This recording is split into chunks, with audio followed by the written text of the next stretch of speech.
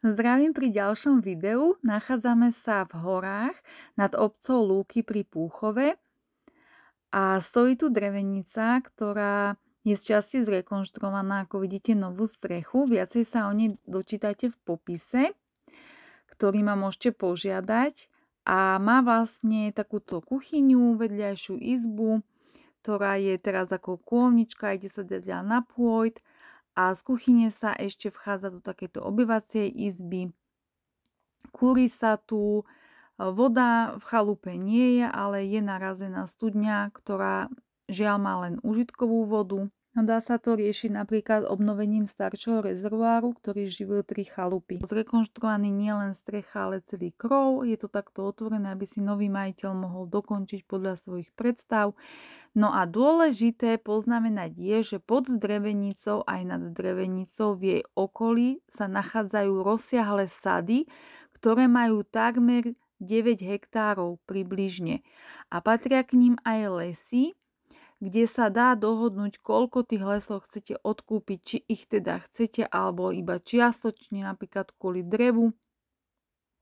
Čiže táto nehnuteľnosť je ideálna na také nielen rekreovanie sa v prírode, lebo je tu úplne ticho, kľud, ale hlavne prácu s ovocím, lebo tie ovocné stromy sú v plnej sile a je ich tu naozaj veľmi veľa. A toto je prístupová cesta, ktorou sa potom vlastne odchádza od drevenice. Ide sa takto vlastne lesnou cestou, ktorá je zhruba do kilometra. Je to čisto súkromná cesta cez vašu parcelu lesnú a je to len váš príchod.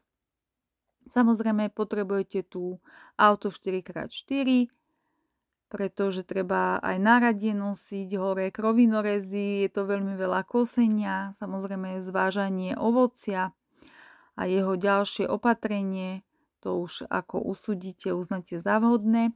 No a z tejto osobnej cesty sa prejde na lesnú zvážnicu, ktorá je teda aj udržiavaná, dá sa aj s obcou dohodnúť, keby bolo veľa napadaného snehu, tak obec aj odhrnie až k vám a cestu spravujú aj štátne lesy a udržujú ju v takom celkom slušnom stave, čiže aj s vyšším podvozkom by človek prešiel, ale naozaj terénne auto je tu veľkou výhodou. Ešte stále ideme tou lesnou cestou a až tu za chvíľočku sa napojíme na tú zvážnicu, ktorá sa potom, ináč dá sa s ňou dostať aj na Lisu pod Makytou a ona vlastne takto pokračuje do obce.